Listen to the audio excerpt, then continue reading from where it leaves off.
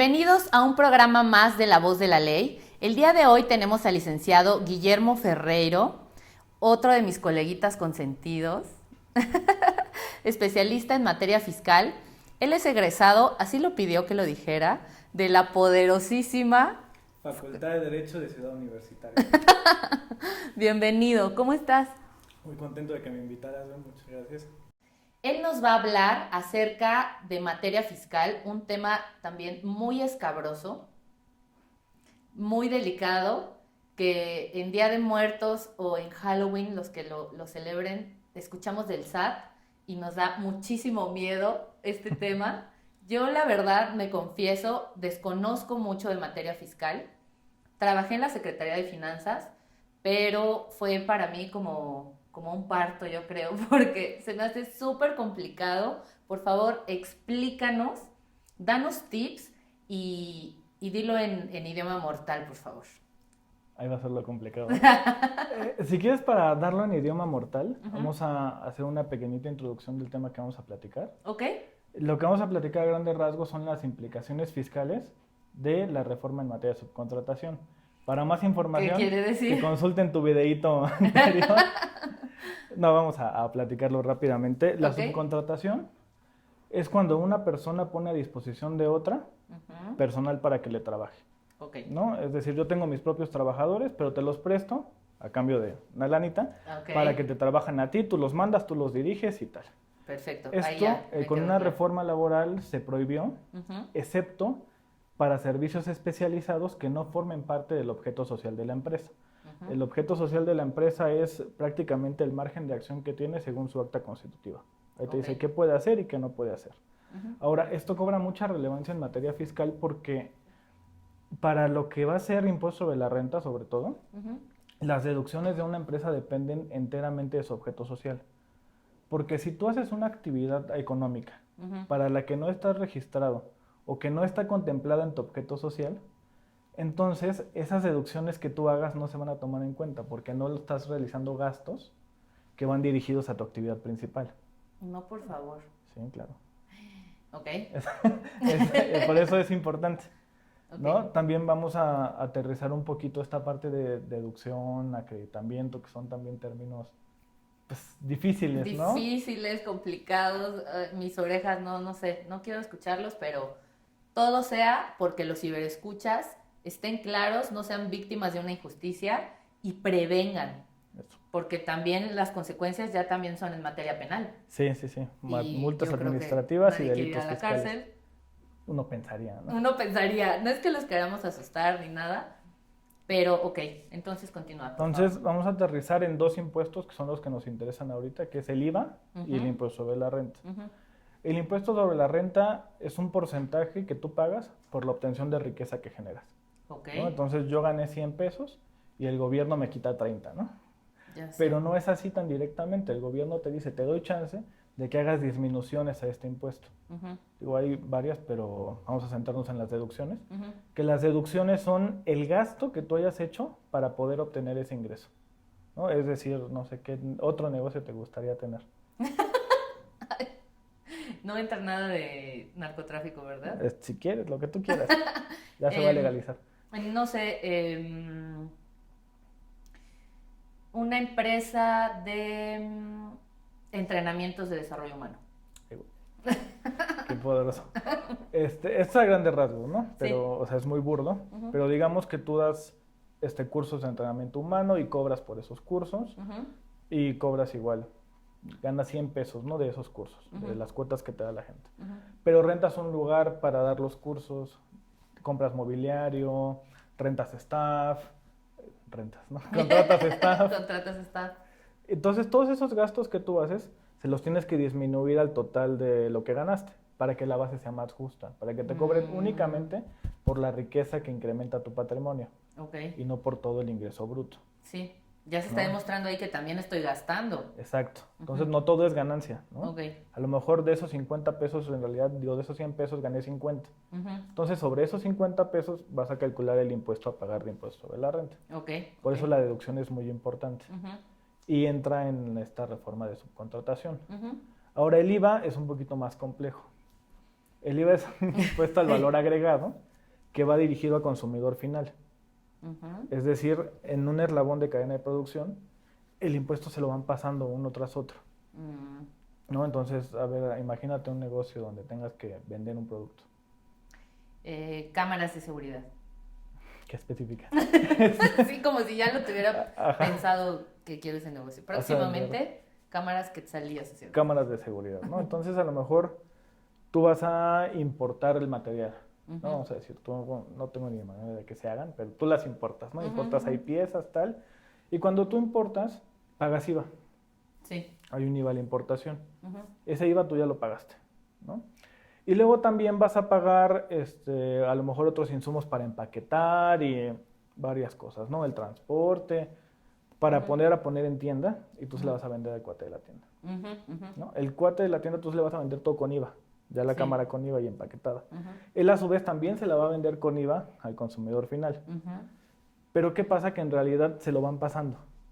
Porque ya ves que en tu factura viene desglosado, viene aparte. Sí. Es porque no es tuyo, o sea, te lo van pasando. El cliente te da el IVA, el cliente del cliente te da el IVA a ti y tú se lo das al SAT. ¿Y el que termina pagándolo? Eres tú, bueno, es el consumidor final Es el consumidor a través de todos, porque se lo van descargando. Ahora, ¿cuál es la parte complicada, entre comillas, o interesante? Que existen dos tipos de IVA, el IVA a cargo y el IVA a favor. El IVA a cargo es este que platicamos, ¿no? Que es el que yo tengo que pagar.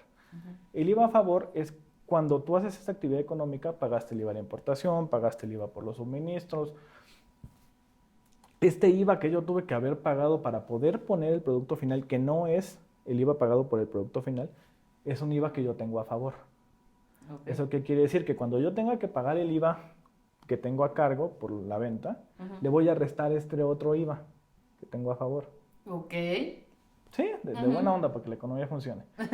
Entonces ya no es el mismo IVA el que tengo que pagar, ahí tengo ahí un pequeño margen. ¿Para qué? Para que no se incremente exponencialmente pues el costo de los productos, porque si no, si tú le vas cargando IVA al rato, en lugar de 5 pesos te va a costar 15. Sí, ya sería demasiado. Exacto, entonces este acreditamiento permite balancear un poquito la carga de impuestos. Y también adquiere relevancia en la reforma de subcontratación. Ahí vamos súper bien, como campeones. Bien, como campeones. Muy bien. Entonces, ya entrando en materia, ¿por qué nos importa todo esto, no? Porque se reformó el Código Fiscal y ahora te establece reglas precisas de cuándo va a tener efectos fiscales un comprobante fiscal por servicios de subcontratación. Sí, okay. Exacto. O sea, ya no todo va a ser deducible o acreditable. Únicamente va a ser deducible o acreditable, en términos generales, los servicios de subcontratación que cumplan con las reglas de la Ley Federal del Trabajo. Es decir, ahí es donde hacen match. Exacto, donde hacen amalgama. Tienen que hacer match. Recuerden ver el programa del licenciado Roberto Reyes acerca de la subcontratación para que también puedan entender este programa, ¿no? Claro. Sí, y cómo es que todo va hilado, todas las materias van hiladas, porque también nos van a hablar ahorita de delitos.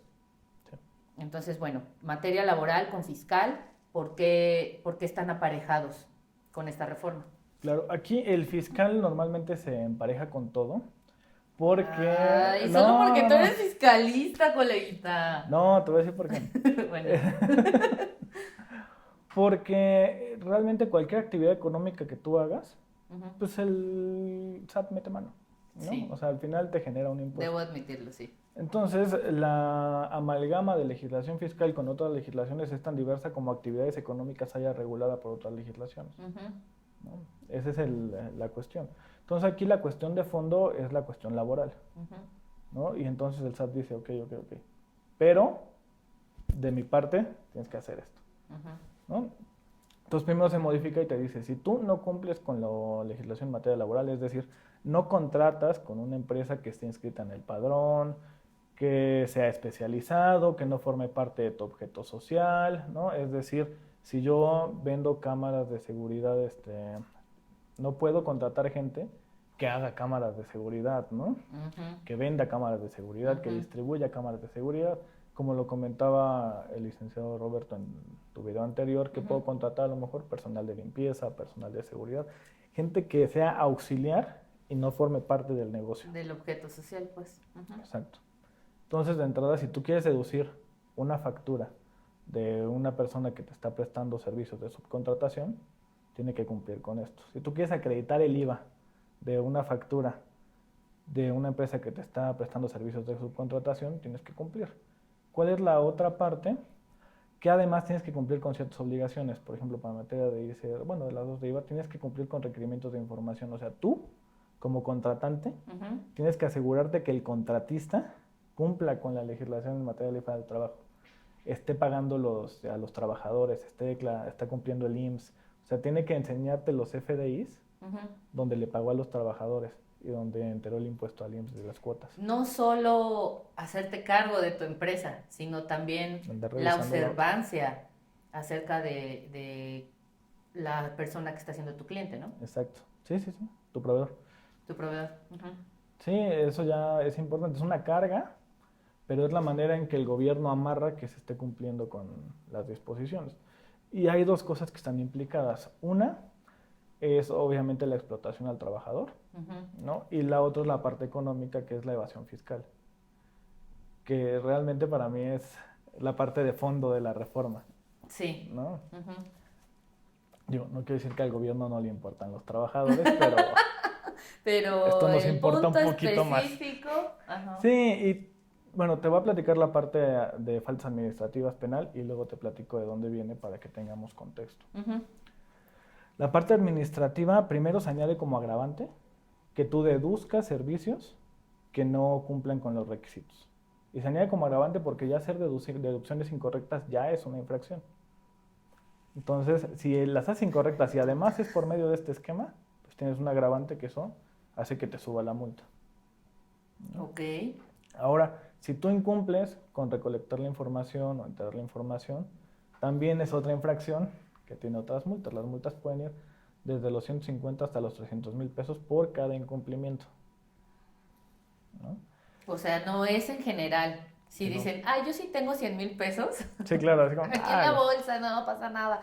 No, es por cada incumplimiento. Sí, claro. Imagínate, si incumples con 5, sí, ya medio milloncito. Es fácil. Ok. Y luego también está la parte penal. Se metió en el tipo penal de defraudación fiscal. El tipo de defraudación fiscal, pues prácticamente es todas las maneras que tú encuentres habidas y por haber de engañar a la autoridad para no pagar impuestos. Básicamente. Están ahí listadas y contempladas todo lo que se te ocurra. Se añadió hacer una simulación de subcontratación para evadir impuestos. Ahora ya es defraudación fiscal. Ya no hay, no, es que no dice, no, es que no. Ahí está. Y recuerden que la consecuencia en materia penal es la pérdida de la libertad. Sí. ¿Por qué? Ahora, ¿por qué tengo que hay que conectarlo? Porque aquí hay relevancia. Porque la reforma en materia fiscal salió de dos lugares. Uno es el abuso de beneficios, como lo maneja la autoridad, y algunos programas internacionales. Que personalmente yo creo que no se puede abusar de un beneficio, ¿no? El beneficio está. Pero bueno. Yo lo quiero tomar o no lo quiero tomar. Sí, claro, o sea, no puedes abusar, ¿no? Pero la autoridad dice, no, es que estás abusando porque no lo necesitas. O sea, a lo mejor estás haciendo una operación innecesaria. Tú perfectamente podrás hacerlo con tus trabajadores, pero como quieres además tener un beneficio fiscal, entonces contratas otra empresa para hacer todo un esquema y un mecanismo. Entonces estás abusando, ¿no? ¿Y por qué cobra relevancia también en materia de IVA, por ejemplo? Cuando tú contratas trabajadores, ese monto que tú pagas por el personal que tienes contratado es deducible, ¿no? Entonces lo restas así de que ganaste, restas lo de tus trabajadores, pero no pagas IVA. Cuando tú contratas una empresa de subcontratación, esta empresa no te está prestando servicios de personal, te está prestando un servicio, es una prestación de servicios. Entonces tú lo pagas como cualquier factura de prestación de servicios que trae IVA. ¿Y qué pasa con ese IVA? Que es IVA a favor. Que lo puedes restar contra el IVA que tienes por pagar. Entonces al final, en lugar de pagar IVA, vas a tener un saldo a favor. Sí. Y le vas a decir al gobierno, oye, devuélveme IVA. Cosa que si tú tuvieras contratado a tu propio personal, no pasa. No sería porque no se paga IVA. Exacto. Esa es la parte light, ¿no? Hay más todavía. Sí, la parte fea, que es por lo que pusieron el tipo penal de simular un outsourcing, Es porque imaginemos que tú tienes tu empresa de fabricación de cámaras de seguridad, ¿no? Está grandísima, montada, producción en serie. Súper pro, todo súper bien. Y tú ya tienes a tu personal, ya contrataste a sus trabajadores, supervisores, administrativos, ya tú ya la tienes montada. Y le dices a una empresa que fantasma prácticamente, oye, contrátame, te contrato para que me administres la nómina, ¿no? Es un outsourcing falso, porque él no te va a prestar personal. Tú ya tienes tu propio personal. Tú ya tienes todo. Él va a hacer ese personal pasar por suyo y te va a hacer la factura de prestación de servicios. Y se presta la compraventa de facturas, que es lo que se quiere combatir con más fuerza. ¿Qué es esto? Yo le voy a pagar al outsourcing, no sé, lo que quieras, $1,000,000 por mi nómina, ¿no? Y en ese millón se supone que él ya debería estar incluido el pago de las cuotas sobre los patronales y todo lo demás, ¿no? Yo acredito, deduzco sin problema. ¿Y qué pasa? Que a ese millón el outsourcing ilegal va a decir, bueno, mira, te voy a agarrar el 10% y lo demás te lo voy a regresar. Entonces, esa es una compraventa de facturas. Porque él no va a hacer nada, él solo va a existir. Sí. Y va a emitir la factura. Tú te estás encargando de tu personal, del manejo administrativo, tienes recursos. Pues sí, la simulación. Exactamente. No va a hacer absolutamente nada. Ahora, ese es lo más evidente y lo burdo que se hacía antes, y el problema era,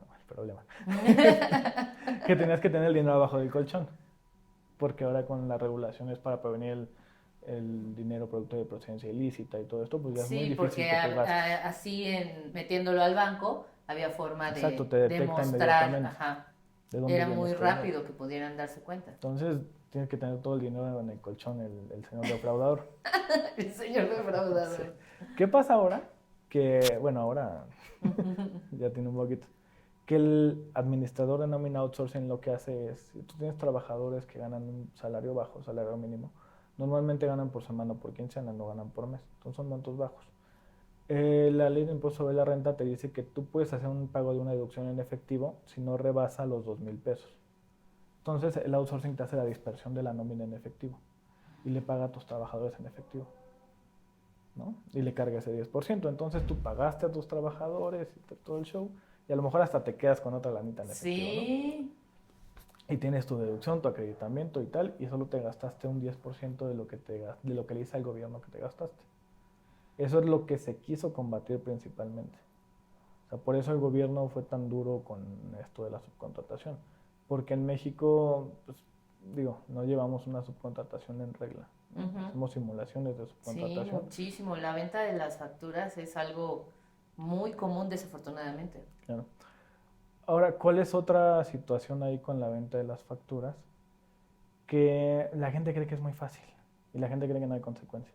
Por ejemplo, aquí me dicen, pues es que ya no tengo que tener mi dinero en el colchón, ya me hacen la dispersión y todo es hermoso, ¿no? Y el SAT me permite hacerlo porque si son menos de $2,000 lo puedo hacer en efectivo. Órale. Pero ¿qué va a pasar cuando el SAT te pida que compruebes esa deducción? Ahí ya va a estar el problema. ¿Dónde está la transferencia de tu cuenta a su cuenta? ¿Dónde está tu cuenta de nómina?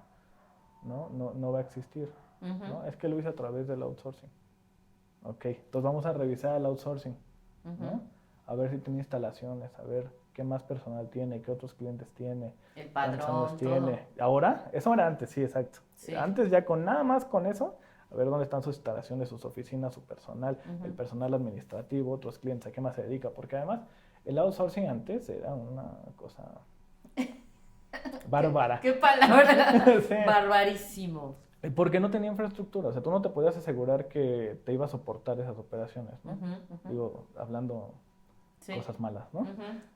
Y le prestaba personal de una cosa a uno y de otra cosa a otro, y un servicio a otro y otro servicio a otro. Entonces, al final, si el gobierno realmente se pusiera las pilas en ese sentido, son muy detectables. Y ahora, pues ya están amarradísimos porque ya tienen que estar en el padrón y ya tienen que cumplir con requisitos. Y tienen que hacer declaraciones trimestrales al IMSS de los trabajadores que tiene, a quién se los presta, cuánto paga de cuotas. O sea, ya y tú también debes estar claro en las personas que van a ser tus proveedores, que cumplan con todas estas leyes y normas. Claro. Sí, sobre todo regla. Porque las modificaciones al Código Fiscal ahora implican que si tú tienes un contratista que te presta personal, eres obligado solidario con él. Ah, sí, eso también lo mencionamos en en el programa del licenciado Roberto Reyes. Claro, pero también en materia fiscal. Uh-huh. O sea, tanto en materia También, laboral ajá, como en materia fiscal. O sea, tú acabas pagando los platos rotos y aquel no cumple. Por eso hay que estar muy pendientes en quiénes son los proveedores para que cumplan con estas leyes y a la mera hora no paguemos. En materia penal también hay algo parecido con el compliance, que si tú eres el director de una empresa, por ejemplo, a lo mejor que yo soy apoderada o representante legal de algunas empresas, no es cualquier cosa, No. porque si alguno de los colaboradores comete un delito, nosotros nos podemos ver implicados. No. Es muy riesgoso. Por eso es que todos los proveedores, colaboradores y toda la empresa debe de estar en regla. Eso es en lo que me gustaría sensibilizar a todos los empresarios y a los que apenas están emprendiendo. No es lo más complicado del mundo, pero tampoco es lo más fácil. Siempre hay que acercarse a un especialista, como siempre recomiendo, ¿no? Claro. Y aquí entra algo que me has preguntado muchas veces, que mucha gente me ha preguntado, que tengo que tener un contador, tengo que tener un abogado, tengo que tener los dos, ¿para qué? Como esa distinción, porque no quiero entrar en debate, pero a veces los contadores, yo sé que saben de leyes, pero a final de cuentas no son abogados. Y los abogados fiscalistas, a final de cuentas, no son contadores, ¿no? Exacto. O sea, a cada quien lo que le corresponde. ¿Cuál sería esta distinción para poder saber en qué momento yo requiero de un abogado fiscalista? Me llega el buzón tributario. Al primo de una amiga, a la prima de una amiga le llegó buzón tributario. ¿Qué hago? ¿Me echo a correr, salgo del país? ¿Qué hago? ¿Sí puedes? ¡No! No, mira, Nos vemos, vaya. Te voy a plantear así rapidísimo, ¿no? O sea, para mí, canasta básica en una empresa, el contador. No puedes tener una empresa si no tienes contador, ¿no? Ahora, ¿de qué se encarga primordialmente el contador? De cosas financieras, tus estados financieros, tus balances, de presentar tus declaraciones, que todo esté completamente en regla. Un abogado, tú lo sabes, está formado para leer, entender y comprender la legislación, ¿no? Entonces, para mí, debe haber un equipo y una amalgama. A lo mejor hay una empresa que no requiere un abogado fiscal porque no tiene una actividad muy extravagante, ¿no? Nada fuera de lo normal y de lo cotidiano. Sí. Pero hay empresas, como ejemplo en esta cuestión de la subcontratación, cuando hay reformas, cuando hay cambios, cuando hay algo muy especial, yo digo que se requiere un abogado que te diga cómo se va a aplicar eso que el contador va a ejecutar, ¿no? O sea, que te dé a lo mejor que no tengas de planta, pero sí una consultoría, una guía, que trabaje junto con tu contador y que te diga esto, mételo así, mételo acá, que diseñen estrategias juntos, ¿no? Porque ahí está interrelación hasta entre materias que a lo mejor el contador conoce el código fiscal, pero no conoce bien la ley federal del trabajo, no conoce los principios de la ley federal del trabajo, cómo se debe interpretar, ¿no? Hay una cuestión que se malinterpreta mucho en materia fiscal que dice que la materia fiscal es de estricta aplicación. Es decir, lo que dice la ley, eso te aplica. Y no es cierto. La ley fiscal es de estricta aplicación en los elementos de la contribución. El objeto, tarifa o base. O sea, es cuánto te voy a cobrar, por qué te voy a cobrar. Eso es estricto. Lo demás no, lo demás admite interpretaciones. Porque como toda actividad humana, pues lo hizo un legislador que estaba pensando en una cosa y tú entendiste otra y hay que llegar al punto o a lo que me acomode a veces. Entonces, pero esas son cuestiones que un abogado está formado para hacerlas. Y algo que siempre digo cuando presento la voz de la ley es que el desconocimiento de las leyes no te exime de su cumplimiento. Claro. Puede ser que el contador sea un experto y esté haciendo cosas como es su trabajo, pero sin el fondo de la ley. Y entonces podría hasta cometer un delito sin quererlo. Hay muchos. Sí, o sea, hay contadores muy preparados. Claro, sí. Es más, hay contadores que además son abogados, ¿no? Sí, imagínense el poder de una persona que es contador y abogado. Sí. A mí se me hace una excelente mancuerna. Claro. Pero si eres nada más contador y a lo mejor tú estás ejerciendo tu trabajo de forma correcta, pero no tienes ese fondo de las leyes, podrías cometer un delito sin tener la intención. Y a final de cuentas sigue siendo un delito. Sí. Ahora, y la otra parte que es la que comentabas de me llegó el SAT, me cayó, ya, me escondo abajo de la cama. Yo creo que del país. Sí es básico consultar a un abogado, aunque tenga uno su contador y que el contador sea el que arregle las cosas y el que se mueva y el que vea. ¿Por qué? Porque en el mejor de los casos te va a llegar una carta de invitación, ¿no? Que nada más te dice, por favor, porfis, regulariza. Ahorita en buena onda, ahorita Sí, te estoy de diciendo cuates. buena onda, ajá. Y ahí sí, velo con tu contador y que se regularicen y tal. El problema es cuando te cae una auditoría, ¿no? Cuando te dicen, no, sí, vamos a comprobar que estés cumpliendo. ¿Y por qué es importante? Porque si la auditoría sale mal y te dicen, oye, me debes dinero, y me debes multas, y me debes actualización, y me debes recargos, y entonces esa resolución, ¿cómo llamarlo? Esa determinación de la autoridad, tú te vas a ir a tener que pelearla, ya sea un tribunal o en el mismo SAT, en un recurso. Sí. Y eso lo va a tener que hacer un abogado. Pero ¿qué pasa? Que las pruebas que yo ofrezca en la auditoría son las únicas con las que yo voy a contar en el juicio. Entonces, si no consultaste a un abogado en la parte de la auditoría y no se ofrecieron las pruebas correctas o se ofrecieron pruebas que no eran o no se ofrecieron, entonces vas a dejar al abogado así en el juicio, ¿no? Sí. Buscando únicamente errores en la autoridad para poder librarlo. Sí, ya después es que el abogado no hizo nada. También eso Sí, a sí veces suele pasar. O luego a media audiencia sale algo, alguien, o sea, la contraparte, sí. dice algo y tú te quedas así. No me dijiste. ¿Por qué no me dijiste? Claro. O sea, nosotros somos como los padres en la iglesia, te tienes que confesar con nosotros para que te podamos defender. Sí, lo que pasa con los médicos, ¿no? Sí, comí bien, sí, me tomé mis medicinas.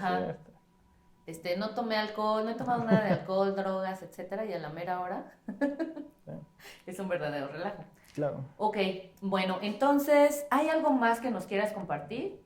Estos tips que nos has dado, la verdad, súper eficientes, pero ¿hay algo más con lo que quieras cerrar? Mira, aquí cerramos con que la reforma en materia fiscal empieza a entrar en vigor en agosto.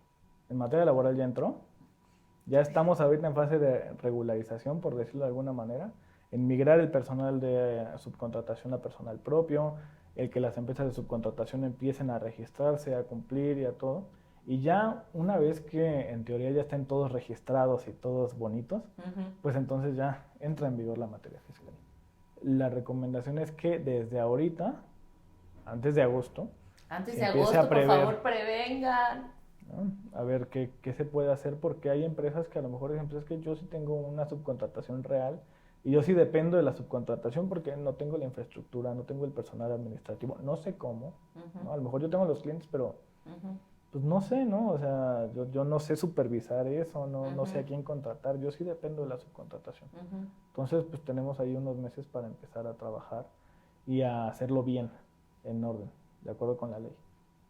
Estamos a tiempo, por favor, prevengan, pues entre comillas a tiempo, ¿no? O sea, es poco tiempo, pero todavía no es agosto. Exacto. Entonces, por favor, prevengan y muchas gracias por haber venido, coleguita. Muchas gracias a ti por invitarme. Ya sabes, siempre es un gusto participar en tus proyectos. Gracias. Nos vemos.